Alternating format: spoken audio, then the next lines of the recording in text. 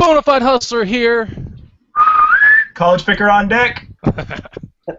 Retro aficionado here. Raking Profit.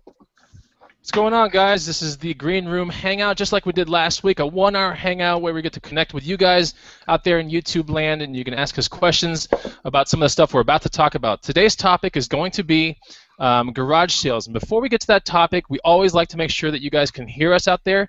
So why don't you go ahead and comment really quickly. There is a little bit of a delay between the comments and what we see, but if everything sounds good, make sure that you put, yeah, I can hear you loud and clear, and that way we can start the show.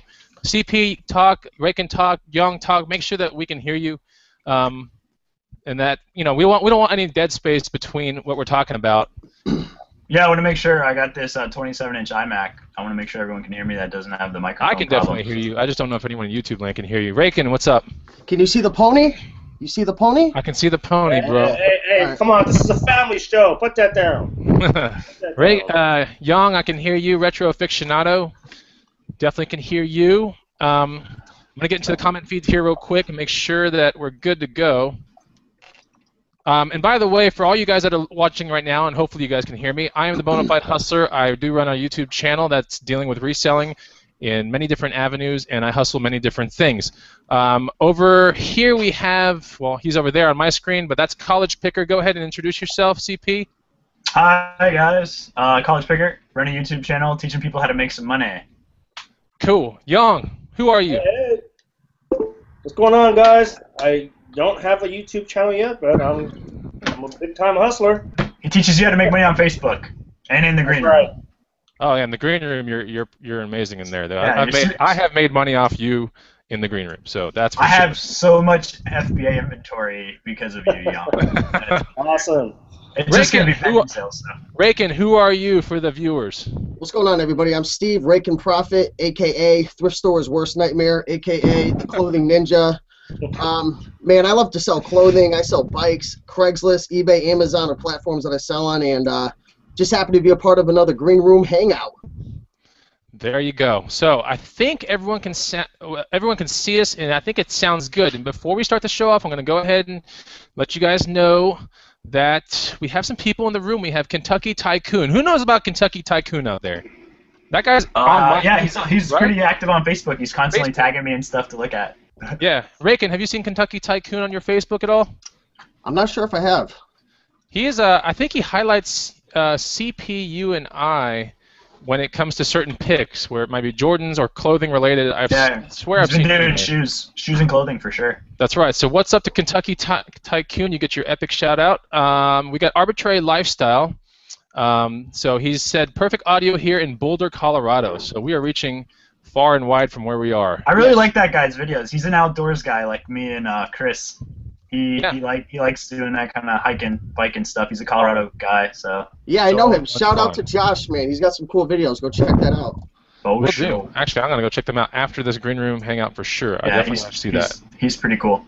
We got Good Witch, who says sounds good. We have Kevin Nielsen in the house, working well. Duval Work, Greg Duneman, Mass Pickers. Wow, Mass Pickers saying Rakin, your book is excellent. Just so you know. Thanks, man. Yep. Donnie Cole, Jeff Barnes, Adam Hazard, and we have Jacob Lamour. Got Rakin's book as well. Sounds good. All right. Rakin, you a popular guy, man. Yeah, man. No one said anything bad about your book except for the YouTube video I put out that was just trashing it. Dude, we have Picking Profits in the house too, a big YouTuber who deals with a lot of stuff, dealing with mugs, books, Super whatever. FBA pro. That's Picking right, Profits. FBA Pro, who I want to say had a Facebook post where he had 600 plus pounds of FBA stuff going out the other day. So you know Ridiculous. that's a pro. You have to get your springs in your car upgraded for that. Dude, you have to get the muscles in your shoulder upgraded to even lift that. Yeah, I'm waiting for Picking Profits to move out of Connecticut so I can find some deals, man. He's snagging them all up.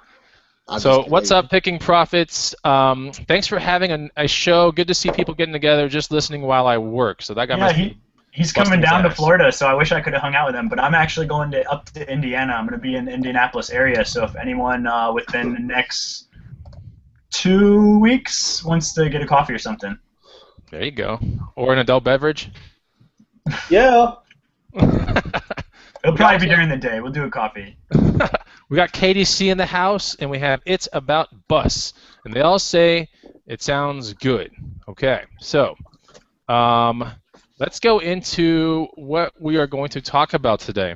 And by the way, guys, any of you guys out there in YouTube land who are watching this, we did post it on our feeds, so we don't know how you made it here, but what we do with the Green Room Hangout is we have an open forum discussion after we kind of have a teaching segment where we're going to go over a certain topic, and we're going to get a lot of hustler views and opinions from the people here that you see on the screen on one certain topic. And last week it was what we're really, really good at, right? The one thing that we're really good at. So if you look at the last episode, which you should go check that out, you'll learn about what CP is good at, what Reiken is really good at, what Yang is really good at, and what I'm really good at. I won't spoil the fun because it was a really good Green Room Hangout. They're only an hour long, so it's not a huge cut out of your time just to replay it while you're listening, like what Pricking Profits is doing. Now, this show is live, though, so if you do have a question, go ahead, or a remark or something, go ahead and put it into the comment feed. We're likely to see it after we talk about our main thing that we want to talk about first. And then also, for anyone that's wondering what is this Green Room thing even all about, we do run a paid subscription-based Facebook page in the background. Aside from our other Facebook pages that we run, we have a subscription-only Facebook page. Does cost $100 a year, and if you're really thinking about upping your hustler game and you want to get more tips and things about FBA, Amazon, eBay, Craigslist, I mean, constant tips are in that room, constant interaction with us four. So that's a choice for you guys if you want to check that out. But that's what we are. We are the admins of the Green Room, and we decided to do a free show on YouTube just to connect with you guys even more. Now, that being said, I always say that a lot. Let's go over this topic called garage sales. And of course, we are rounding the season for garage sales. CP, what do you think? Are we in the season? You come from Florida, and we had a talk yesterday, but you have garage sales year-round? Yeah, the season's pretty much 12 months out of the year here. But it does pick up, definitely, in the spring. Okay, so more frequently, but you can find them, dude. You can find them all year round. Okay, sure. So if you're in Florida, this is one of those things that you might want to pay attention to because seems like it's there all the time. But you said that there's a significant pickup in the springtime, right? Yeah, with the frequency, just numbers. Right. Reiken, how do you feel about garage sales? You're from Connecticut, so it must be that the wintertime there's no garage sales, right? I'm on the opposite side of the spectrum. College picker, he's got them all year long. I mean, he's a spoiled brat with the garage sales, and I'm just kidding. And I get them like maybe a quarter of the time. You know, it's not too much time, maybe 6 months. But yeah, during the winter time, there's nothing going on here at all. Wow. And I mean, it's March and there's still snow out on the ground, so we're hoping that it warms up soon. Everyone out there, don't move to Connecticut if you like garage sales. But you do have a season then, right? A summertime in Connecticut is May? Is it May, maybe? Yeah, it starts getting pretty hot around then. Okay, and pretty hot means garage sale season will come around May or so, yeah. Then, right? And how, do you go to garage sales a fair amount in May, right? Yeah, usually on the weekend, like Saturday and Sunday. Cool. I'll go. I started going a little more on the Fridays and hitting the estate sales and stuff, but there wasn't too many that I could find. But, I was still somewhat new in terms of that avenue when I had started. But this year I'm really looking forward to hitting them hard because I tell you right now, garage sales, it's a whole nother level than like thrift stores or Craigslist. I mean, you could make super scores on that avenue, so I'm just so pumped for it this year. And I am too, man. Trust me. I have mega hauls on garage sale season. If you guys follow me on Facebook and you look at my last year's pictures, all the stuff that I put on a Saturday morning picture after I'm done comes into one car. So I stack it high like College Picker when he goes across the country to do things. I really get my cars full as hell. Okay, Yang. Yes, sir. How about you? You're from California, so we got people from all over the coast here in Green Room. And how are garage sale season? How's the garage sale season? You're by the Bay Area, San Francisco area, right? Yeah, San Jose. San Jose. First of all, let me just apologize, man. I'm a little under the weather right now. Sound a little nasally. Yeah, I don't have too much energy at the moment, but yeah, the garage sales here are relatively year-round. Because it is Southern California, but You know, sometimes the weather plays a factor. Like last weekend or a couple of weekends ago, I think it rained and it just ruined my whole weekend of garage sales. But for the most part, it's usually year round. Okay, so you got year-round. So, you know, depending on where you are in the country, garage sales are right around May. I think everybody's got them, right? And if you're like raking towards the end of the fall or the winter, you might not have garage sales. What I'm trying to say is the reason why we're covering this today on the 11th of March is because I want to make sure that you guys out there in YouTube land get some really good free information about how to tackle garage sales, and you can hear it from the best pros that we have in this room right here. So, what we're going to do is Steve is going to go over a section called Finding Deals. I'm going to go over a section called Negotiating Style and how I negotiate at a garage sale. Young is going to go over planning a list and how he does it. And then College Picker is going to go over the vehicle, what you should wear, and the kind of cash you should be carrying when you go about your garage sale route. Now that being said, there I go. I said it again. We are going to interject here and there in everybody's topics. So you're going to be getting all kinds of views when it comes down to Young's, retro aficionado, his list planning. You're going to hear how I list plan a little bit, and then maybe how Rakin does it and how College Picker does it. And you'll get to figure out what's best for you, but you're going to be hearing all kinds of opinions on how we take care of this kind of stuff. Okay, so I'll start off, and my little section is negotiating style and how I negotiated a garage sale. I actually wrote a book, a chapter in my upcoming book, which should become, I always say it's coming out soon, but we nearly have wrapped up the cover. So the cover is nearly done. And in the book, there's a pretty significant, I don't know if it's a chapter or half of a chapter about negotiating and how you can take care of that even if you're a complete newbie. Now, the way I negotiate is I go to a garage sale, first of all, feeling very confident.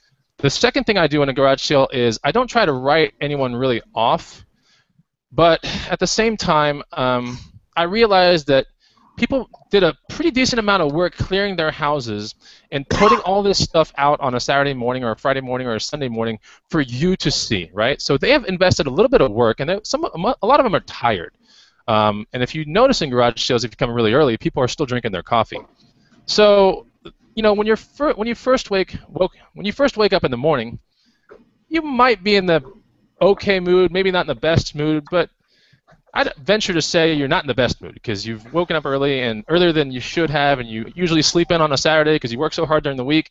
It gets kind of tough. So on a garage sale time, I actually go to people and I make sure to do a little bit of small talk, a tiny bit of small talk, especially if when I'm walking up, I start seeing a couple things that I'm already interested in.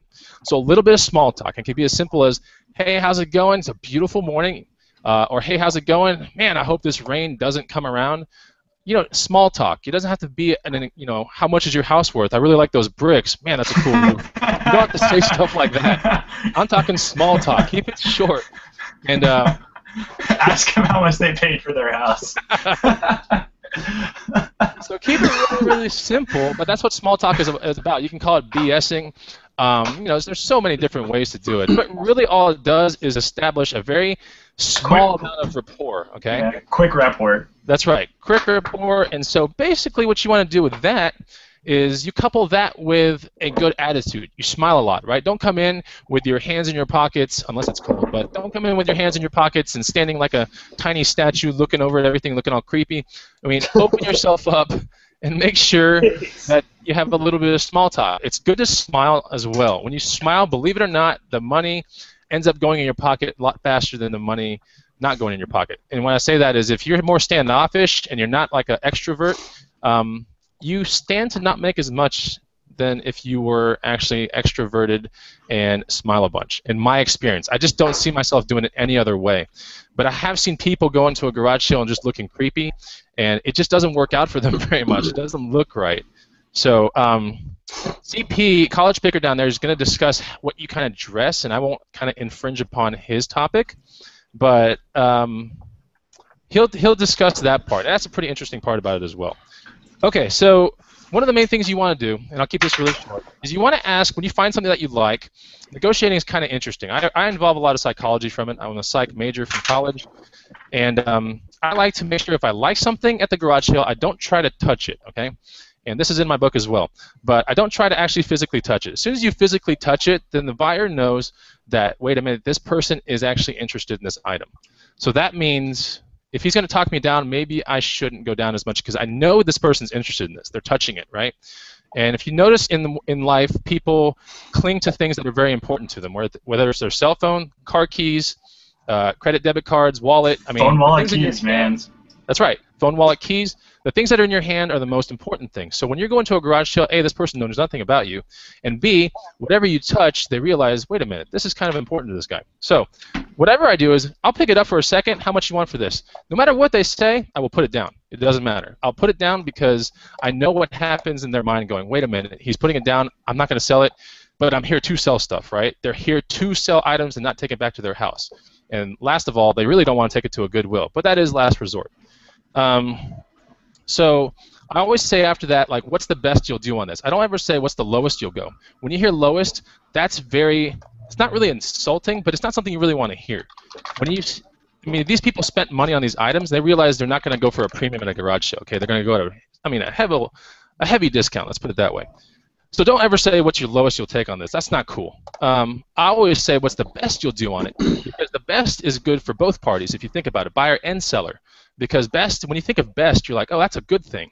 When you hear of lowest, you're kind of like, yeah, lowest. I don't ever want to be the lowest in class. I don't want to have the lowest car out of all the cars in this place when I go and try to floss my ride. I want to have the best, right? And so always ask what's the best you'll do on this. And then last, no matter what they say, offer something a little bit less than that, maybe 20% below that. Hey, and you just say, you know what? Well, I have, this much money. And that's when you pull out a little bit of money, and CP will discuss the money part, but pull out a little bit of money and go, I'll offer you this, and try to offer the exact amount that's in your hand. I'll give you this for that right now. What did I put here? Well, I have, oh, that's right. Well, I have $20. Think we can make this happen? Even if they say, what's the best you can do on this? $25, and it's a $30 item. Then you go, okay, I got $20. Let's, you think we can make this happen? Bam, done. I swear it almost happens nearly every time. So that wraps up my segment on how I briefly negotiate at a garage sale. And next up will be College Picker, where he's going to discuss the garb, the vehicle, and the cash you should be carrying on hand. All right, so sunglasses are perfectly fine to be wearing in the car, but as soon as you step out, it's kind of rude to go up and talk to someone with them on. Just take them off. It's a lot more approachable. Like, you can make eye contact with somebody. You guys agree? Oh, yeah. Absolutely. I wear my blue shades a lot when I'm in my videos, but anyway. Yeah, put them up. Make eye contact with people. That's just kind of a little bit of garb, I guess. But like, you don't have to wear out your Armani suit. You don't need to wear like a really nice shirt. You don't. You don't have to wear any dress shoes. What I like to wear is a cutoff shirt. I don't even normally wear a polo. Normally, the less rich you look, the better deals you're gonna get, in my mind. So take off the Rolex, take the gold off the chain, take it off the wrist, leave it at home. For garb, just don't. Basically, all in all, just don't dress like you have money. Okay. Don't dress like you have money. Car-wise, you got your beater car, you got your show car. Don't take your Mercedes, don't take your Ferrari to the garage sales. You want to take your truck, you want to take your Scion, you want to take your beater car. You want something with space. You want something that's not flashy, that's not going to show people that you have money. If you got roof racks, definitely a plus. If you're looking to get roof racks for your beater, something you should definitely invest in because it's so easy to toss something big on the top of there. Keeping lashing straps in your car all the time is something that I've always found useful. If I even run out of room where I have to strap a bike to the top of it, I strap baby strollers to the top of it with a full car. I have crazy pictures with my car just fully, absolutely loaded. Lashing straps. You got some bungee cords are good. Sometimes you have to leave the trunk open, but you don't want it slamming, so you're going to bungee cord the trunk down. Always keep these kind of like simple tools in your car. Got the beater car. If you have a hitch, I would look into investing in a bike rack, a little like a Bell or an Allen, just like a cheap one. If you could, you'll find them at yard sales and thrift shops every so often. So just figure out if you have a 1 1/4 or a 2-inch hitch, and look for one that fits. Pop it in there when you go yard sailing, take it out, and store it in the garage. If you're into bikes, that's something it's pretty much a must if you're into bikes. You don't want to trash the inside of your car because the chain rings get disgusting. I've done that. Yeah, right. The chain rings can get Get all over I've Steve's had 6 bikes in the back of my car at one time. Just, Yeah, I bet your Ferrari leather did not like that. So yeah. yeah, carry rags because again, if you do have to put it in your car, wrap the chain up in a rag.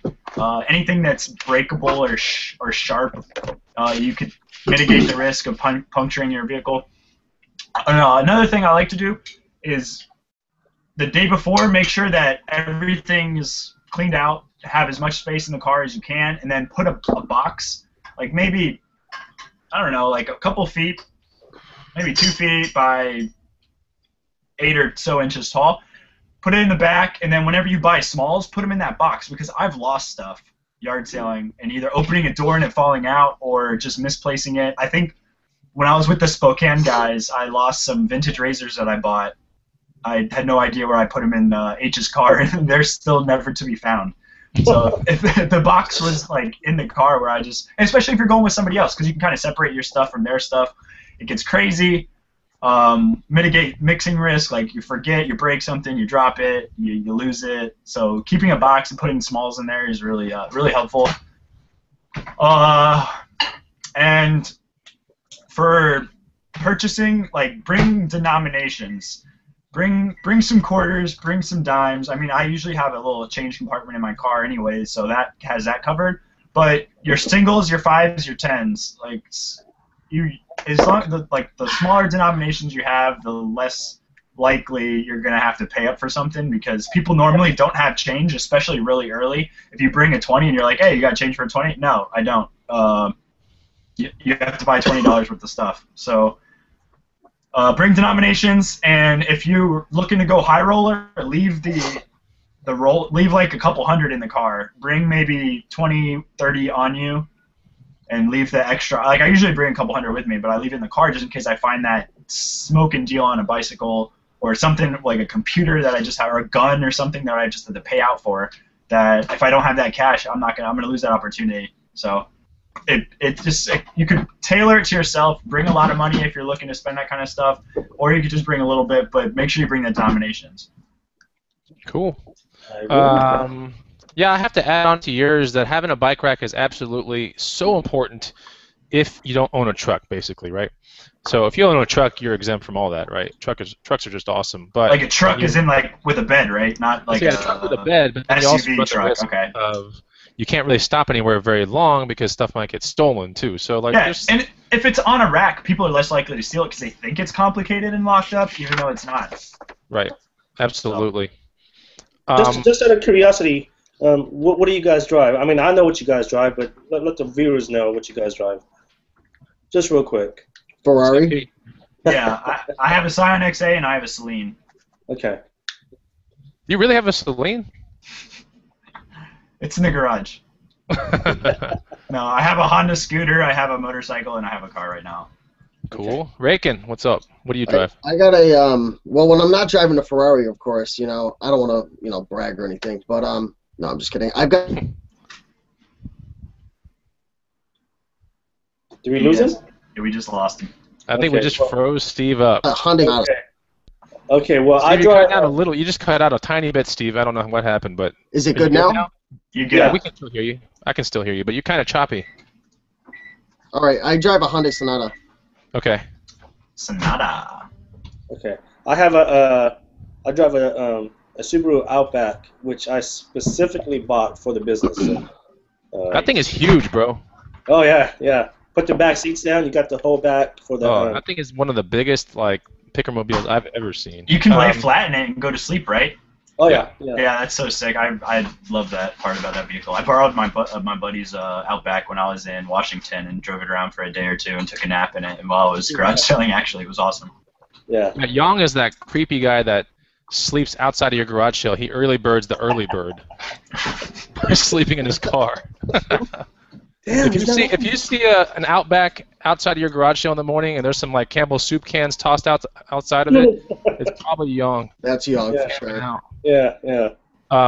I drive a FJ Cruiser, but usually when I do my ride-alongs, I drive my girlfriend's Prius.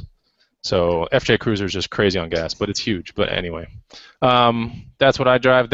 I like the Prius a lot, obviously, for the more obvious reasons. It's it's not as big, but it gets crazy mileage, so that's why we do it. And you're not rolling up in the freaking Range Rover of Toyota either. To people clearance sales. No. People like. The Aperture is cool though. It's gotten it gets comments from outdoorsy people all the time. Yeah, it's a sick car. I love it. Yeah, it's pretty cool. It just doesn't make sense when I'm doing an 80-mile day or anything like that. Most of my days are 65 or so miles in the mornings, but some of the days go up to 82. Every now and then I'll get a 100-day in there, but through garage sale season with the neighborhood-wide garage sales, it's typically like you go to one neighborhood and you spend like an hour or two there, and then you go to another neighborhood, spend an hour or two. So you're not really driving a whole lot, across town and stuff. Okay, so Young is up with list planning. That's your topic. Young, tell me how you do your list. Tell us all. Yeah, so this is the way I do it. I know we all have our own ways of picking out which garage sales to go to, but the way I do it is, as most people do, I go on Craigslist Friday night. Okay, do it about Friday night, about 8 o'clock. If you do it too early, you're gonna. Most people kind of tend to post in the last minute, so do it Friday night. And then what I do is I use Google Maps. So I use Google Maps. I put a pin. I drop a pin where my house is. Okay, and then I usually go to garage sales within a 10-mile radius. Sometimes I'll go beyond that, depending on how I feel, how much I want to drive. But I live in a pretty good neighborhood where we have tons of homes here. There's garage sales every week. But anyways, so I use Google Maps. I pick out the garage sales that I want to go to. I put a pin on Google Maps where my home is, and then I look up the garage sales. So, for instance, if there's a garage sale at 1500 something drive, I'll look it up. And then I'll put a pin on it, and that pin tells me exactly how far it is from my house to the garage sale, and I just keep doing that. And I make a driving route, because initially when I started doing this I was constantly going back and forth. Right, I was driving from one neighborhood to another neighborhood across town to another neighborhood across town, and use Google Maps. Plan out your route. You'll save tons of time. And then what you do is, once you have your garage sales listed and you have them pinned in the map, you can print it out. You'll print out like a nice little list in the route that you want to go to, and it saves tons of time. It's right there in chronological order, and it's very organized. It's simple. It's something that I've been doing for like 2 years now, and it's always worked. Cool. I hope that makes sense. Yes, College Picker. I'm a little bit of a route planner, but the last time you came down to Austin, do you not route plan, or you do? It depends. I have route planned and destroyed it. If I'm not familiar with an area, I tend to more route plan, but depending where I'm at, if I know like this is the golden road, I'll take that road, and I know everything's going to be on there. So you got to know the roads of the town or the city that you're in. Middle class, higher class, lower class, kind of figure it all out. There's pros and cons of each of those, but I've made scores in richer neighborhoods. I made scores in poorer neighborhoods. I made scores in middle class neighborhoods. So. And one thing you guys should always have is either a GPS in the car, which I have, or have a smartphone. That'll save you a lot of time as well. Yeah, if you don't have to do it, old school sign chasing sucks sometimes. So. Yeah, and another tip is, like, even if you don't have like a whole bunch of them, like, say you want to get like 20 or 30, but you only sometimes, like last year in Connecticut, there'd be like only 5 or 10 like decent ones. So I would just get myself like a little outline structure and just have a plan to follow, and then you kind of freestyle in between, yeah. And you hit yard sales that are not listed. A lot of people they still don't know in today's day age that you should put it on Craigslist and all these social media platforms. Exactly, especially in Florida, man. Most of the people hosting them are the elderly, and they don't know what Craigslist is or Yard Sale Treasure Map or any. Yeah. They don't know what the interweb is sometimes. So. Yeah, one of the things that my way of route planning is I don't know, maybe drastically different than what you guys do, but I use Craigslist a lot, and so I will drop my hint on my book here. There is a pretty decent paragraph or chapter about route planning in my book, and for me to discuss it here would take quite a while, and I want to make sure that we connect with the viewers and everything. Absolutely. So Buy the book. You'll find it take is completely different. Buy the book and you'll find out, and it totally works. My brother does it. A bunch of my friends do it. It completely works. Yeah. If you find keywords that you're interested in, kind of focus on those sales. I do that sometimes. If I find one that has certain video games, I'll head there first. But I do route plan. Sometimes I'm just honestly too lazy to, but I've route planned. But I've also freestyled with my roommate or with someone else in the passenger seat, which makes it so much better. Going with somebody else is so much more fun because one person can navigate and the other person can drive, and it's a lot less dangerous too. Yeah, that's right. We got Raken on deck, and Raken's topic is going to be finding deals. And Raken, before you go ahead and do your topic, there is a quick little not a shout out, but kind of a thing. It says, I was hoping you guys would touch upon, where did it say this? Okay, never mind. We're going to go to Steve. We're going to go to, there's a specific question for you after this. So, go ahead and talk about finding deals at garage sales for the general YouTube land out there. All right, absolutely. So I'm going to be talking about finding deals, and more specifically, when you're actually at the garage sale, I'm going to give you guys some tips. So the first tip I want to give you is, especially like you got to take. Let me take a step back. You got to consider what kind of list you have. If you've got a huge list of 25, 30, 35, even more, really good garage sales with some really cool items. Like I know Chris, say he has a few garage sales that have some really good bikes. He's going to want to kind of move quicker, But let's just say that you don't have a whole bunch of them, or maybe you do. You kind of want to, when you're rolling in your car past these garage sales, you kind of want to analyze it real quick first and see if it's going to be worth your time to stop. Because especially, I'm sure you guys can all contest to this, when it's early in the morning, time is money, and those first few hours is the golden. What do you like to call it, Chris? The golden hour? The golden hours. The golden hour between 8 and 9, but they're golden hours plural nowadays. It really is. So I mean, especially when it's like really early in the morning and you're like one of the first few up, time is money, and you wanna pick and choose very carefully. So give it a say you're going through past a garage sale, take a look at it and say to yourself, is this worth my time right now? Because you might have a list of 35 more. So all right, let's say it is worth your time, and you walk into the garage sale. The first thing I like to do is kind of look at it, get a real quick overview to see if there's like anything really hot, just like sticking out. Maybe like a Cannondale bicycle or something. Like I'm going to go right to that bicycle first and figure out what's going on. But then let's just say that you don't have anything like super, super hot sticking out like a sore thumb. A quick tip for you guys is, and I see a lot of people not doing this, is go digging a little bit. Go digging through the boxes. Like some garage sales obviously are going to be really like neat and clean and in order, and those are the ones I kind of stay away from. Like I like the messy ones where everything's like thrown together and just looks like a bunch of slobs, because I found so many good deals last year in those situations. So definitely go digging through the boxes. There was one yard sale last year where, I mean, it was a mess. I mean, there was so much junk, and I went digging through the boxes and found a complete set of Mega Man, Nintendo, original Nintendo. I didn't even know anything about the games. Oh my god! It was like $10. It was there was like 20 games in there, and when I brought them all home, I realized I had the complete set, and it was like I sold that for like 100 something. I don't know, but that's all just for the original NES. Yeah. Oh my nice. god! So, Nice. Those games are incredibly difficult to play, man. They're so hard. It's harder than the games of today.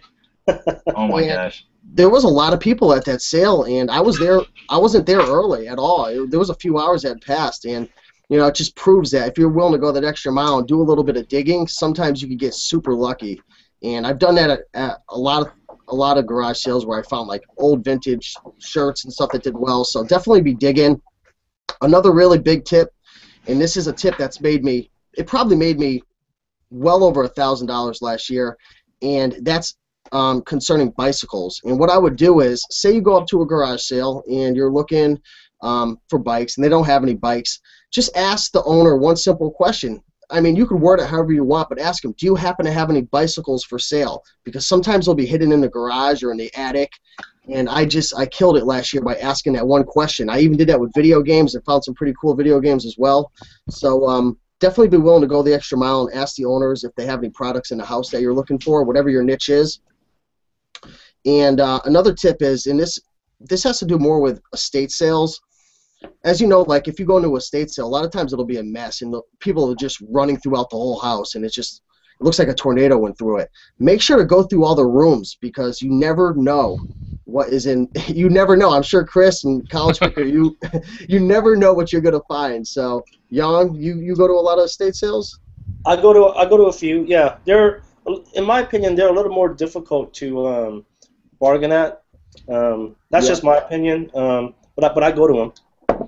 You can always find some crazy stuff in the back room, dude. In the closets in the back room, and some of those estate sales, you'll find pro snap shirts, cowboy boots, exquisite all kinds of stuff, man. Exquisite clown collections. Some of the best books that I've sold has been from estate sales. Yeah. So, and especially the closets. I mean, as you know, I'm a clothing guy. Oh my! You got to go through it all. But if you're into the clothing, open up that closet, look at the top shelf, look under, see what's going on underneath there. There's usually a box. Go through the box, because you never know what you're gonna find in there. So those are a few tips that I hope will help. Go through the boxes, ask the owners for products that aren't for sale. Look in all the rooms at the estate sales, and just before you actually stop at a sale, analyze it first. Ask yourself, is it worth your time? Because time is money, especially during those golden hours in the morning. Oh yeah. Yeah, absolutely. I'll add to Steve's note that one of the things you can do, like he said, when you go to garage sales, you kind of tell them the things that you're interested in. I'm interested in video games. If you're having a good open-ended conversation with somebody really quickly, a lot of times they'll ask you, like, what are you looking for this morning? And you can say the things that you're looking for. And so I got that question popped on me about 3 weeks ago, and the guy's like, well, what are you kind of looking for this morning? I was like, I'm looking for bikes, remote control cars, and I tell him video games. And he's like, hey, wait a minute, I actually have a remote control car in the back. I don't know what it's worth, but let me go get it for you. Anyway, long story short, bought the thing for $35. Actually, I bought it for $10. I did $25 worth of work into it, and then I just sold it for like $169.99 in a broken state too. Like I actually ran it through 5 batteries. I broke it, and then I sold it for $169.99. Wow. It was unbelievable. I was like, well, I know what I'm looking at, obviously, but so that was kind of interesting. But yeah, absolutely, Steve. Like that's one of the ways I've gotten so many bikes just from doing that one question. A lot of times the garage will be open, and you can point to the bikes and go like, are you selling any of those bikes in there? Yeah. That's it. Yeah, because the worst they'll say is no. I mean, you just always have to ask. Sometimes they come after you with a knife, though. You gotta be careful. That's truly the worst scenario. No. So now it's about the time of the Bonafide Live. We've got about 21 minutes left. Well, we're going to go straight into the comment feeds, all of us, and we're just going to go rifle out comments, and we're going to see what you guys are talking about. And if you guys have got a specific question for us, may or may not get answered, but go ahead and start putting your questions in there, and we'll talk about briefly how we will address that, okay? So each one of us down there, when we get a question, let's just briefly tackle it, and let's go to some more questions. All right. I think 1 or 2 people asked me what part of Florida. Right now I'm in Bradenton. I jump around. I was in Tallahassee last year, and Tampa, Port Charlotte, Naples last week. I go all over the place, but currently I'm in Bradenton. So just for everybody. All right. Quick one. Let's all address this. What are your take on taxes? I'll say mine right now. Pay your taxes every single year, and start getting either an accountant, some kind of tax software, or record all your purchases on a Google document, which is stored in the cloud. Doesn't matter where you get it from, thrift stores, estate sales, whatever. Where you can get a receipt, and make sure. The way I like to take care of it, I snapshot a picture of this thing. I'll make a video about it, but I snapshot a picture of all my receipts with my cell phone. Once a week, I'll look at all my cell phone pictures, and I'll populate my Google Doc with everything I bought. So that's kind of a best practice. But yeah, pay your taxes. It's important because, I mean, it is money, right? You're making money. So you don't pay it, it'll come back and bite you in the ass. That's right. Steve, got any take on that? Yeah, if you want to keep track of your stuff easily, check out GoDaddy Bookkeeping. They used to be known as, I think they were Outright, and then GoDaddy bought them out. So that's a really good app that you could use through eBay. Just go through the eBay apps, and they have a free trial. I use the free version. They do have a paid subscription base as well, where they actually estimate out the taxes and stuff for you, and I know a lot of people like that. But GoDaddy bookkeeping's really good. When you buy things, save the receipts. At the end of the month, put it all in there. You can separate it from cost of goods, expenses, supplies, all that stuff. Definitely get a CPA. I'm actually blessed to have a father who's a CPA, so I get free tax advice, even though it is a pain in the ass sometimes talking to him about it. But yeah, I mean, definitely keep track of it all. If you're going to do a lot of income, if you're going to make a lot of money, if you know you are during the year, you might want to talk to your CPA about paying your taxes quarterly so you don't get stuck with a 10 grand bill at the end of the year. So, yeah, hopefully that helps. Hey, Rakin. Yeah. Can we hire your father to be our CPAs too? Yeah, you get 20% off. You mentioned Rakin Profit. Nice. No, oh God. Picking Profits has an actual. It's kind of a comment/question. When is eBay going to be out of business? That's funny. So I didn't say anything about taxes. I just got one thing. Give to Caesar the things which are Caesar's. Give to God the things which are God's. That's my tax advice to people. That's your tax advice. Okay. Hey. We all have advice for you guys out there. Here's one. Do any of you hold your own garage sales for the unsold eBay and/or Amazon items that you had purchased? I used to do flea markets once a year. Like I just clean up my house because at flea markets there's more foot traffic. So I used to do that, but now I don't do that because my time is really valuable. Like I don't want to be stuck at a flea market sitting for 6, 7, 8 hours in a day trying to sell my stuff. So I just donate it, and that'll be a tax write-off. So the tax write-off is more valuable to you. Yeah. So I used to do it. I used to do it, but again, my time is more valuable. Donate it, and then it'll be a tax write-off. My mother does one once in a while, and I think she's going to do one in a couple weeks, and I just give her everything that I've either been sitting on or have made mistakes on or just turned out to had just something wasn't what it turned out to be. So it's going to her. And she does it. She does the yard sale. She enjoys it.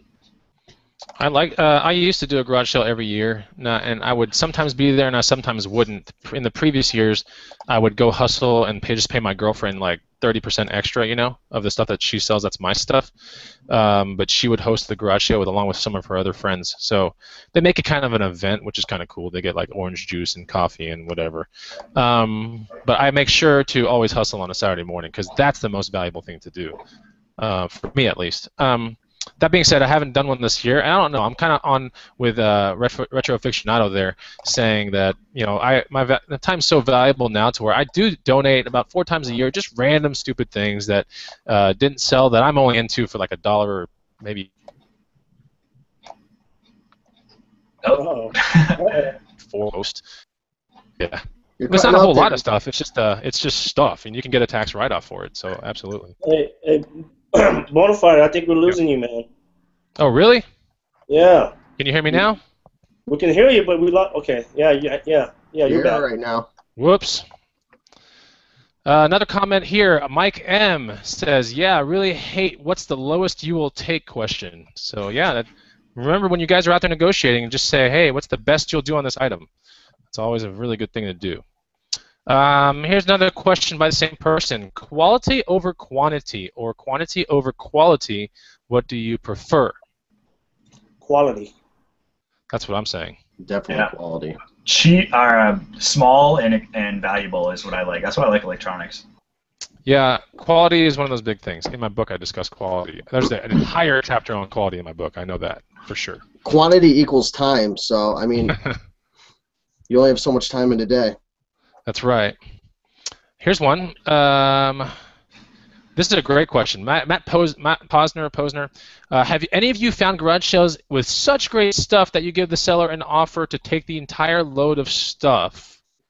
What do you think? That's like there's so many questions in this thing, but like the whole entire garage sale. I think he's talking about the whole entire garage sale, and that's cool. There's no way I could ever. I've never done that, but yeah. That'd be baller right there. I'd take everything. I've done the whole lots. I've never done the whole garage sale. I've done lots, like. Lots. But yeah, I mean, if I go to a garage sale and I see something that I like, and there's like just a large quantity of it, I mean, I'll just tell them. I'll say, how much do you want for the whole thing, and then we'll just negotiate. Yeah, you got to figure out, I mean, to ask about the entire lot, you've had to seen things in the box that are worth already. You should always be thinking in your head, what am I going to pay for that thing? Because I'm about to ask this question, like, what are they going to ask for the entire box? And you got to sit there and tell yourself. I always say, like when my brother and I roll up on a garage sale, I'll say, okay, I see these box of models, no higher than 20, no higher than 30. So that way we know no matter what we hear, we're either a yes or a no on this thing. We're not going to sit there and go, okay, it's 40, and you're bending your rules now, You should always look at it and go, no more than this, and say You to your gotta have head, that number in your head. yeah, you got to get that number in your head, and that's the safety number, because that's the number where you did a really fast calculation. You go, a couple of those things are already worth $30, and there's about 10 of 20 of those things in there. So you got to have that calculation. If you say 40, you're starting to break your own internal rules, which it's not really a good thing, because eventually that bites you in the butt one day. And you should never do a deal thinking like, I have to have a deal. Maybe you haven't had a successful day. Don't push it a little bit and pay a little more because you haven't done so well. If you don't have a good day, it's a down day. Get them next time. But you got to come from the mindset of abundance versus limitations and not being able to get enough. Because if you're coming from that mindset, you're gonna get burned. So there's plenty out there. So never try. Oh yeah, you'll always find something. So just wait till another time or another day. Garage sales are basically like poker. If you play a lot of poker, you'll kind of understand that you're really only playing about 10% of the time. The other 90% of the time you're folding, right? And so that's what garage sales are kind of like. Except, I mean, there's a little bit higher, I guess. There's a little bit higher chances on garage sales to hit. I would say it's like, I don't know, 4 out of 10 garage sales are badass. At least where I am. So Chris is a bad poker player. No, what I'm saying is you have to be able to fold a lot, like Rakin said. You got to fold. You just got to fold and go. You call it what it is. If it's not the price that you want, or you have a crappy day and you're sitting there trying to make a good day out of a crappy day, and it's like already 10 o'clock on a Saturday morning, you're really screwing yourself for the long run. You're going to make not as much on the products that you buy, and you're creating yourself more work and more stress. Really, is what you're doing. So I honestly save up my money and save up all my efforts for the bigger days, and the bigger hits and this and that. Because when the bigger things come around, sometimes they require more money, and you got to make sure you have that. And if you guys ever come across an item and you're negotiating, if there's a flaw on that particular item, point it out, man, and just say, hey, man, this jacket has a stain. I'm so harsh. I swear it works, and then the guy he'll give you like a $5. He'll cut $5 more off the jacket. I'm one of the most brutal yard sailors, is what the Spokane guys told me. Are you like that, man, CP? I remember one instance. We walked up and it was a Red Bull cooler, which are not exactly what I'm talking about. They're in gas stations. A Red Bull cooler, it has a Red Bull logo. It's the round one, right? The round one. I don't know if it was a round one or a square one. I think it was a square one, but it had the Red Bull on both sides. It was from Red Bull. Market value $250. Just exactly. And I was like, oh man, awesome cooler. How much is it? Or I just asked, and he said something like 200, and I was like, whoa! And then, I just freaking told the guy what I thought, and the other guys got a kick out of it. That's funny. Yeah, I would say as a garage sale rule, if you have a whoa moment, maybe don't say it out loud. I say it, man. I'm there. Some of these people are just emotionally attached to these stuff, man. They'll overprice it ridiculously, and I'm like, good God, man. That guy he was a liquidator or a reseller. Okay. So yeah, if you come across those kind of garage sales where things are just out of price, and you're seeing garage sales where they're attacking on the eBay quotation on the actual product, just leave, man. The entire damn garage sale is going to be like that, man. They think their stuff is worth too much money, and it's just not worth your time. If you're hanging around, shame on you.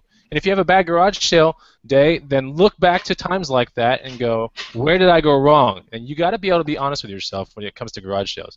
You go wrong when you make bad decisions. You make bad decisions when you don't leave when you need to leave. You got to get out of there. You got to get out of there. Yeah. Jacob Lamore says, how do you guys find garage sales?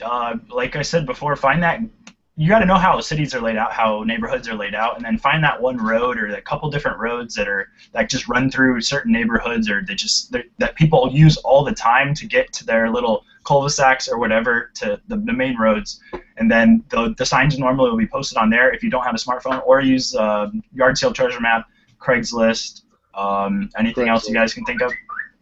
Craigslist is the biggest one for me. How to talk to people. But just when you're driving around, look for the neon signs, man. They're posted everywhere. They're Yeah, not you can always drive neon, but around yeah. you can drive around on busy streets. That's for sure. That's definitely a way to do it if you have no plan. You don't even know where to start. Go to some busy streets in some medium grade neighborhoods. But if you really want to hit big, you want to go to nicer neighborhoods with people that can afford better stuff, that still want to liquidate their stuff because they don't want it in their house anymore. That being said, I also like to not go to startup neighborhood garage sales. Like, those are typically on the outskirts of town, way on the outskirts, because people can't afford to be in the town, you know? So they're getting pushed further and further and further, and typically you'll find those to be people with babies and stuff, and you'll find a lot of Baby clothes.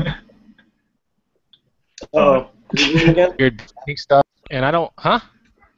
You cut it out, dude.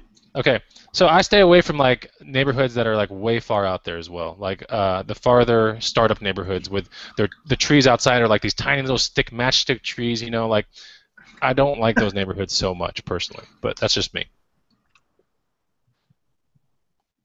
So I think that's pretty good for that question answering.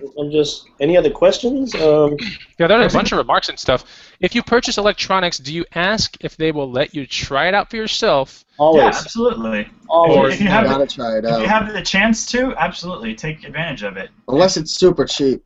Oh, another thing I forgot to mention in my yard sale preparation: throw some batteries in your car. Honestly, like if you can just have a couple AA's or AAA's in your pocket or in your car, you can test something out real quick and make sure it works. If you don't want to gamble or something, but if it's so cheap, I'll just buy it anyways and then test it later. So I mean, it's just your time versus balance your time versus effort there.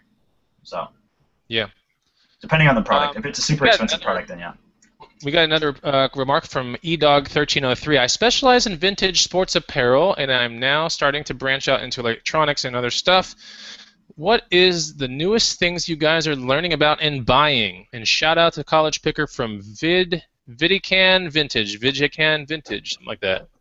Vidican Vintage. Okay. He does vintage sports apparel. He's gonna love the video I come out with in the next couple. I don't know if I'm gonna release it on Wednesday or next Wednesday or the Wednesday after that, but it's gonna be pretty sports apparel dope. So. I'll definitely touch on what are the newest things I'm learning about and buying. I'm buying things that are new in the box and that are like board game related or just tiny little new things in a box because I throw all that stuff to FBA. Yeah. So that's one of the things that I've learned about.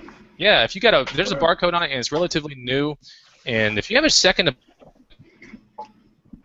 Dude, this guy. Hey, man. Pay your internet bill, pull out man. Bandit there. What'd you say? I said, Your pay Google internet fiber bill. optics is messing up. Damn. Mine or who? The whole entire thing? It's yours, dude. We're all chatting up, talking crap about you over here. I'll let you guys answer that question. I think it's because I keep messing with this stupid wire right here. That's probably what it is. But yeah, no, definitely always scan barcodes. I mean, you can, like, I always ship in new products. Sometimes I will scan, wait, what did I say? Okay. Let me start over again. I always scan new products. Sometimes I do scan used products, and don't be afraid to scan them in front of the seller. If they ask what you're doing, just say, "Hey, I'm just checking my inventory at home to see if I have this." Always works. I always say I'm just auditing their sale to see if their prices are ridiculous or not.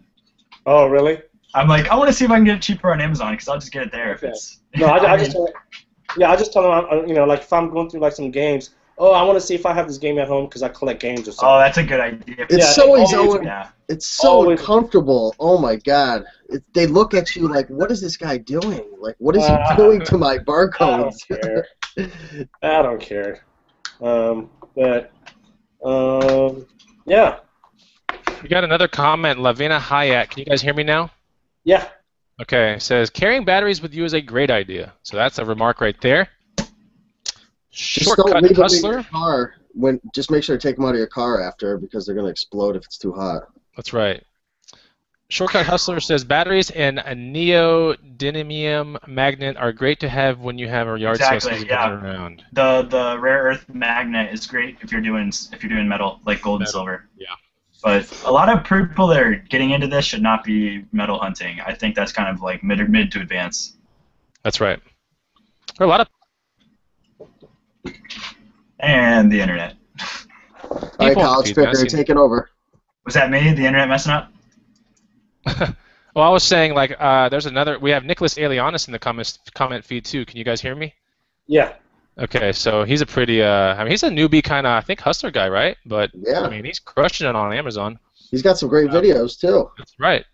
Shortcut hustlers in the house. Driving up to yard sales in a Cadillac has been a problem for me. A few times. Oh my God, that's funny. Okay. That's hilarious. We got a lot of cool things. Noor Hayati says, "Go around with a bicycle with a basket." That's her like suggestion. That's her vehicle. Dude, you know about me. If you follow me on Facebook, I will go to not garage sales with my bike, but I'll go to the post office with my bike. That's for sure. Yeah, she commented to that when we were talking about our vehicles. So she goes around with a basket and a bicycle. She also said, "Hey guys, I am creepy. I smile a lot when I speak to people. I like to ask weird questions too." So hey, cool. Hey, that's the best way to do it. Always be friendly. Exactly. It helps a lot with your just social skills. You're getting out there yard selling, learn how to talk to people. It's great. Yep. Hey, but just real quick, I just want to answer Picking Profit's comment / question about eBay. And I mentioned to you guys before, I live 2 miles down the road from the eBay headquarters, literally 2 miles. I don't think they'll ever go out of business. I think they need to restructure their business somehow because they're getting their asses kicked by FBA, by Amazon. They really are. A lot of people are quitting eBay to go on Amazon these days. Yeah, that's true. So There's just a lot of upside on Amazon, I really think, at this point. So. Ashland Dodd says, "Do you guys ever go back to the sales before they close to get even cheaper deals on bulk stuff?"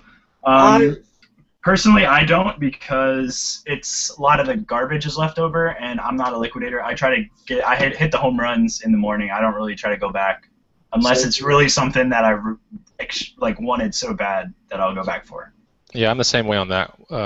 Exactly the same way. Yep. Interesting, and I think Young is going to have Retro Aficionado is going to have some insight on this. David Lee asks, "Have any of you guys sold grocery items on FBA?" Yes, I've sold Cookies? There's some stuff on the green room about it, actually. That's right. Yep. You gotta go in the green room, man. But yeah, no, you know what? Just to kind of give you guys a quick tip, I do sell groceries. I have in the past. But it has to be something special, okay? You can't be like a bag of chips because everyone has a bag of chips, right? For instance, I sold. I know this is a green room thing, and I apologize, but I'll just tell you. Just say it was something. Yeah. No, you don't have to say what it was, but just say it was a blank, and I sold it. I bought it for blank, and I sold it for blank. Well, it was a pack. It was a pack of cookies. Okay. Okay, just cookies. Leave it at that. It was I bought it for $4, and I think I sold it for $15. But how many did you buy? How many did you buy? Oh, good God! I can't. A whole cart full. I mean, I can't remember. The profit margin is. I mean, we're talking maybe $5 profit margin. But you did it multiple times. Yeah, but you do that 50, 60 times, and that profit's going to add up real quick. Exactly.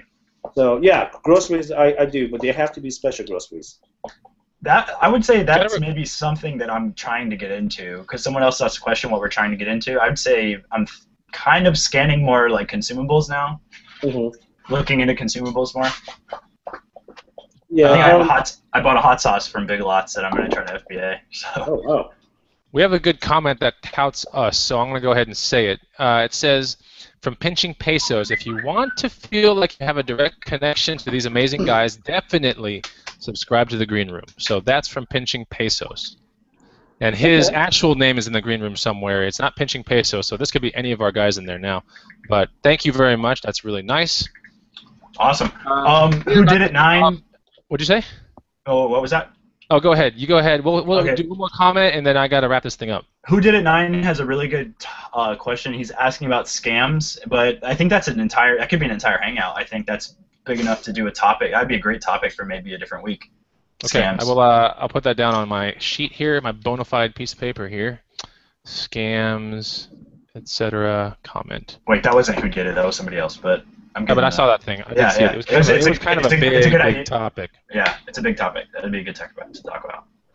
Cool. We're around an hour of the Green Room Hangout, and I wish this could be longer, but we will leave you with this. I want to say, first of all, thanks to anyone that has ever joined the Green Room Hangout. Here. Thanks. What are you saying? You're getting It just cut out. Your entire thank you got cut out. Ah, okay. So I'll just say it right here. Thanks to anybody that. Can you hear me now? Yeah. Okay, so thanks for everyone to joining us tonight here on the Green Room Hangout, keeping it nice and positive and on reselling topics and lots of good questions in there. If we didn't get to your question, a lot of us are going to go into the comment feed after it becomes an actual video on my channel, and we'll go ahead and start talking to you through there. If you do want a more direct link, just like the guy said in the comments over there, Pinching Pesos, you can join the Green Room, $100 a year. You'll get a direct line to us, basically, and we will just be basically putting posts all from all over. Both subscribers and Green Room admins are flying through the Green Room right now, so that's one of those things. There's never a dull moment in the room. There is a little bit of a perk now. If you join, and anybody that's in the Green Room now, and if you join from now till the end of March, that's this month, we are giving out a scanner, basically an FBA scanner. So that's a perk. If you're in the Green Room, you're automatically entered, and if you want to come in now, go ahead, and if you do it before March, you're eligible to win the scanner, which is cool, because I actually have one right here. And I just ordered one, and it basically looks like something like this. There you go. Save you so much time. So much time if you're selling on Amazon. You need one. It's for scanning barcodes and stuff when you're dealing with FBA kind of things and all kinds of stuff. So it's kind of cool. So that being said, thanks a lot for joining this Hangout. If we didn't get to your question, we'll try to get to it in the next couple of days when we look at this comment feed after it goes on my channel. You guys got anything else to say? No, I appreciate everyone that's already sponsored us by joining the Green Room, and if any of you guys want to sponsor us, do that. That's awesome. It's going to keep us on YouTube. We're going to continue doing what we do, but it's nice to actually connect with people deeper and to kind of, get sponsored by people. It's awesome. Yeah, thanks for watching, guys. I promise maybe next week I'll feel a little better. Yeah, thanks for watching. It's always fun. That's about it. Raken? Thanks so much, everybody. Appreciate it. Always a lot of fun. I'm really hoping. I'm going to try to convince these guys, even though I know there's not going to need. I'm not going to need to convince them. I want to keep making these videos because I think it's awesome for the whole community of resellers and pickers to, connect and to share all this information and, to help that guy, because there's someone out there who's just, they're listening for the first time, like, what's reselling, what's picking, and they're gonna put the puzzle together. They're gonna go out to a garage sale and they're gonna make some money. So that's really what it's all about. I really like helping people. If I didn't love this, I wouldn't be here. So thanks again, everybody. Okay, and that is the end of the Green Room Hangout. We will talk to you next time. Take it easy, guys. See ya. Bye. Later.